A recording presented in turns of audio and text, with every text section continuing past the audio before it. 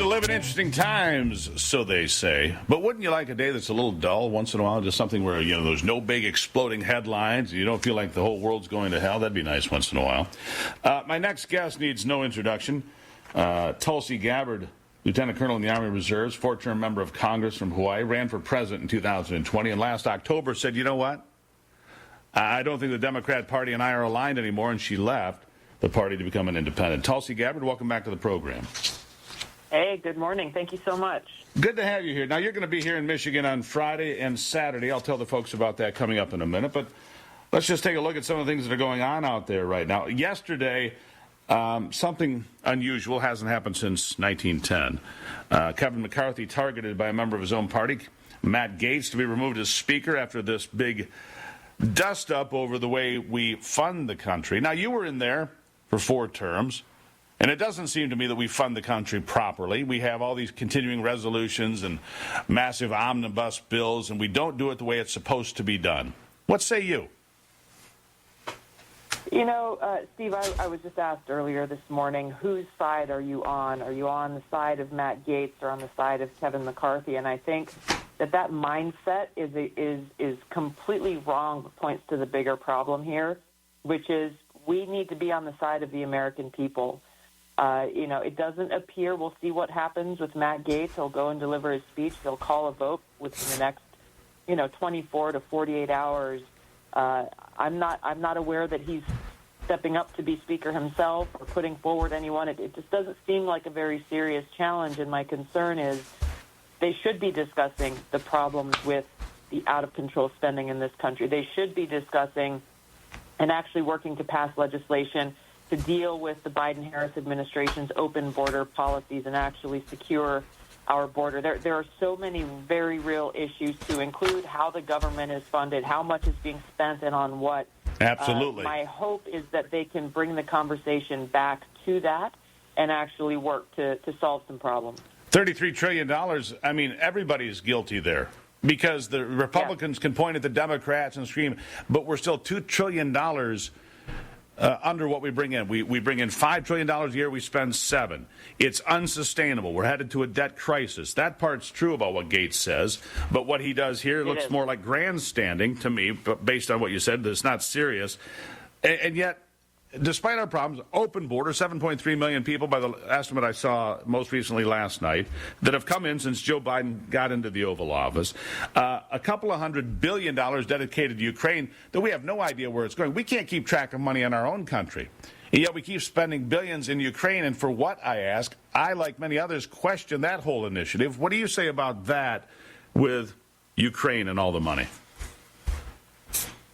These are American taxpayer dollars that are being spent. So every one of us is absolutely justified to say, well, we need to know how this money is being spent, number one. And number two, how does it serve our interests? How does it help the American people, our communities, our homes? How does it help our national security interests? And frankly, one of the many problems with what we're seeing with this continued blank check going towards this proxy war with Russia that is pushing us closer and closer to the brink of nuclear catastrophe is they're not even willing to have a conversation. When Rand Paul brought that amendment up to say, hey, we should have an inspector general appointed to keep track of where this money is going, he was shut down immediately by both Democrats and Republicans in the United States Senate, who simply said, well, you're a Putin puppet. Which is absolutely appalling. Debate. Yeah, it's appalling. It is appalling, and it's offensive to the American people that they're not even allowing in this country that is supposed to represent open debate, this free marketplace of ideas where we should have a robust conversation about these very serious issues. They're not even willing to do that, and that should be a cause for concern for everyone, and I no matter agree with how you feel about the issue itself. You and I, we don't agree on all things, but we agree on a number of things. And so somebody like you and I can sit here and have a conversation, a productive conversation about real issues, and that's the way it should be done. So I want to touch on something you mentioned here a moment ago. The border. I believe the border could be secured in about 24 to 48 hours because you would federalize the National Guard, move them down, use local police and sheriff's departments to back up the folks at the front line. We cannot continue with 11,000, 12,000 people a day. At this rate, we'll have have 10 million people into this country in Joe Biden's first term in office. That's more than the population of 40 states, including your state of Hawaii. More than 40 states have less than 10 million people. It's unbelievable that this is happening. Finally, people in New York City and elsewhere are screaming, but it almost feels like it's by design, and it could be too late. I mean, what do you do with 10 million people that don't have a job or a place to live or anything else for that matter? I agree with you, Steve. There are some very practical, immediate steps that can and should be taken to secure our border. You know, it's hard to understand how people in the Biden-Harris administration can so directly lie to the American people. We've heard it over and over where they say, looking into the camera, our border is secure, our border is secure. So there is no faith or trust in their ability to secure the border when they're not even willing to publicly admit that there's a problem. But as you're saying, I'm sitting here in New York City right now. I came here to have some conversations on Fox News. In New York City right now, they are saying, we can't handle this. People are getting $2,200 payments on top of free room and board just because they entered this country illegally, circumventing our laws and the process that's in place.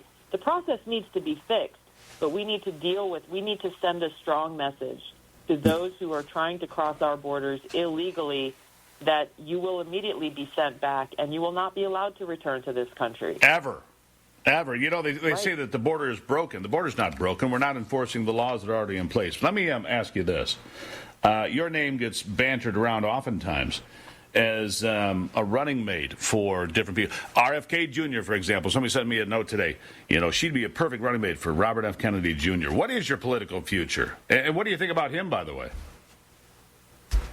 Bobby Kennedy, I've gotten to know him a little bit, and he's become a good friend, and I have no doubt that he has a good heart, and he wants what's best for the country.